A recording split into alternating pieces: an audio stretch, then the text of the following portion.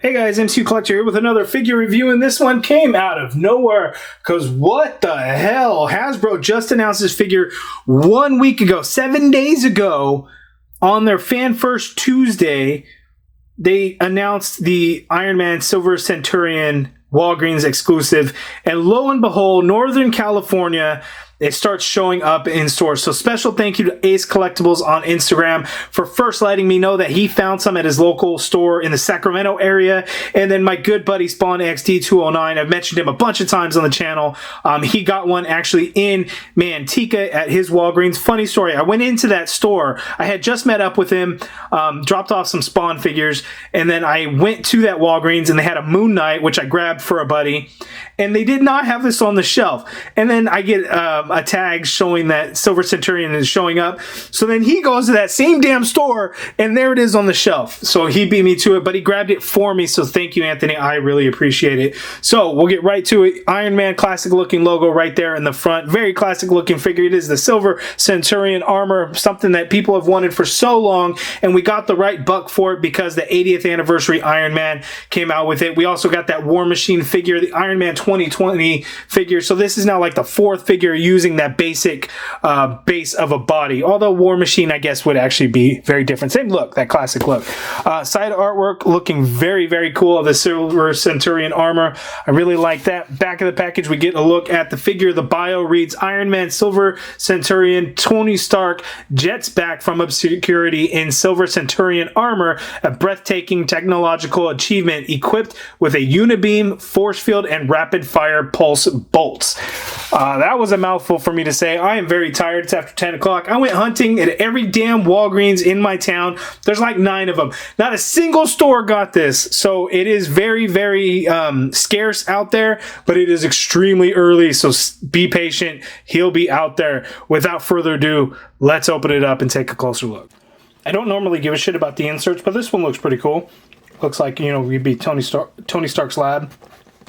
Interesting touch. Okay, and here is the Silver Centurion figure out of the package, and some good things to it. And one thing that people really noticed when they first released those promo images that people did not like, it's still not good, just a heads up, but the figure looks great overall. But let's get in closer to look at his accessories, which we've seen before, and we'll take a closer look at the figure.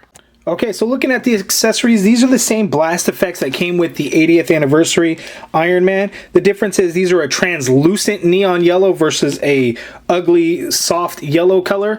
There is no paint or anything kind of that blast effect. Like these ones had white paint on them. There's no paint whatsoever on these. Again, these are kind of separate pieces as they are in the package. And then you can put them together and they can put these, actually peg these into his hands right there. And then he also comes with these standard ones, repulsor blast effects that we've seen so many times with Iron Man figures. And it's the same translucent yellow color. Nothing special because we've seen them a million times at this point now. And then we have fists for the Silver Centurion figure, and these are actually different fists from like the 80th anniversary Iron Man and the Iron Man 2020, so new fists. So that is kind of interesting. I'll compare those a little bit later. These hands, however, are the same from the Iron Man 2020 and the 80th anniversary. So interchangeable hands. That's it for the accessories. But looking at the figure, now the figure looks really good. The design of it is nice. However, some of the choices that they made in the sculpt leaves me a little baffled. So people had mentioned the whole neck thing and how the head looks. So when you get them to look up, you see that gap in there?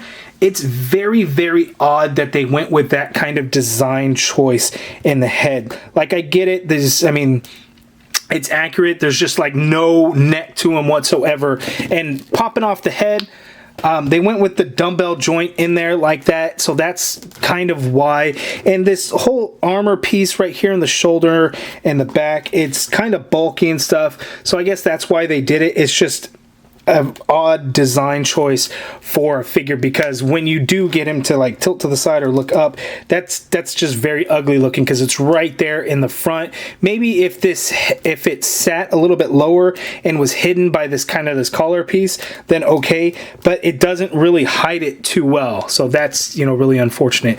The red is a really nice deep red. I like it. The silver is nice because it actually looks like silver paint, something that War Machine should have had, except War Machine just had that kind of marbleized metallic plastic look to it. Silver Centurion actually gets silver paint. So man, War Machine would have gone a long way if he had this same silver paint that this figure has.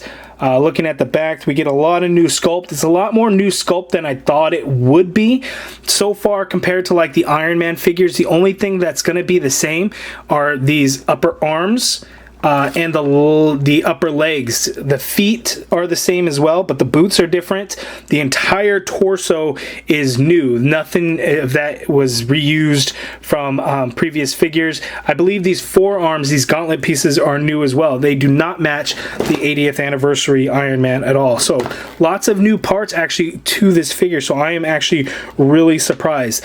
Looking at the faceplate, couple of things going on. So I think from the promo images, it looked like you could kind of see a face in there, but maybe that's just kind of the angle in which they did it. It's just white in there. There's a little bit of extra paint on here which kind of is obstructing the view, so that makes it look really funny looking at it straight on. So it's just kind of odd altogether. You can see that it's kind of hollow in there. So the faceplate is put on there, and then there's just kind of caved in a little bit to kind of give that depth of field look when you're looking in there. So it's not just right there. You could see that it actually goes in a little bit. So that's interesting that they did that. It's just kind of weird to me. Like, you know, with the Iron Man 2020 figure, they did the painted eyes, which actually looks kind of creepy, right? They didn't do that here, so it just looks a little odd being all just kind of white. So kind of interesting. So let's zoom out and look at his articulation. Okay, so the Iron Man Armor Model 8 Silver Centurion, his articulation. So the head is on that dumbbell joint, so he can't look down that much. But then you even see the big old gap there. It's just really ugly. Unfortunate, he can't look up that much. You get the full rotation, and then because it is on the dumbbell joint, you get all kinds of pivot going on in there. The shoulder can go up that high. The great thing about these shoulder pads, the way they did it, it's keyed into the figure, so it moves with the shoulder entirely. So full rotation there, and then it doesn't hinder that up and down movement at all. That is great. You get the upper bicep swivel there, and then the arms are on the right one, unlike the Iron Man 2020 or the 80th anniversary that had the arms the wrong way, which the 2020 fixed. This one is correct as well. Double jointed elbow gives you not a lot of bend because of that gauntlet, so you get that much. It's actually decent, a little more than 90 degrees. The fists do have a swivel. However, the repulsor blast hands do not have a hinge. I said swivel, I meant hinge on there.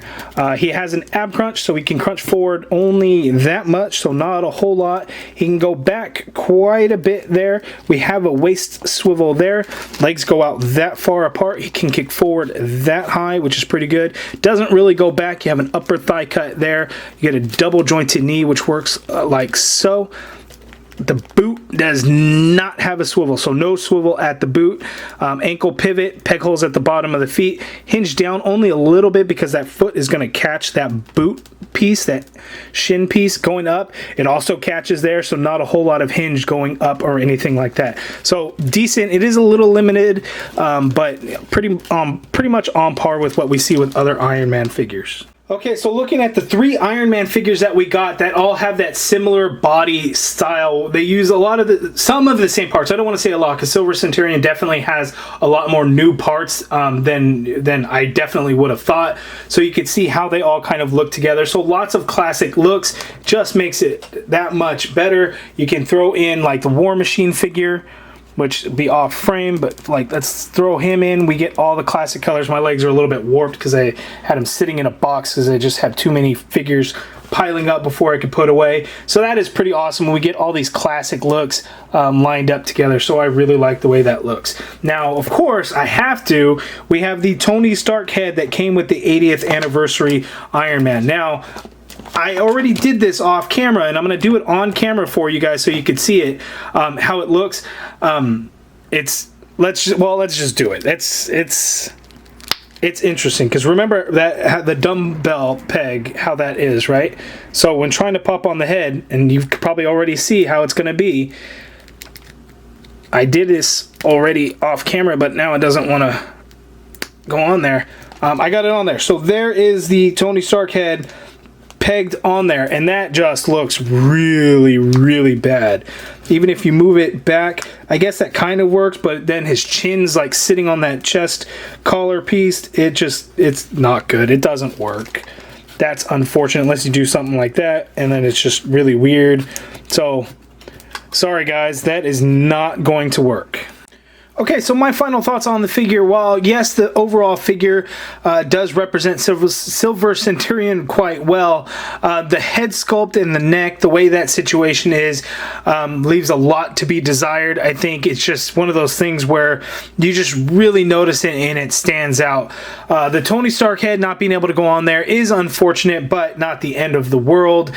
It is great to get a variety of figures, and this is one that people have been really asking for, and I would love to get an MCU version of it. The armor was used in Iron Man 3.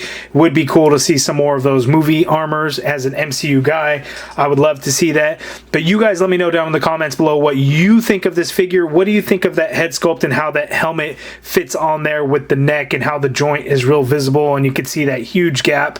And then what you think of the figure overall. If you guys liked the video, please do me a favor, hit that thumbs up button. Subscribe if you haven't already done so. And as always, thank you for watching.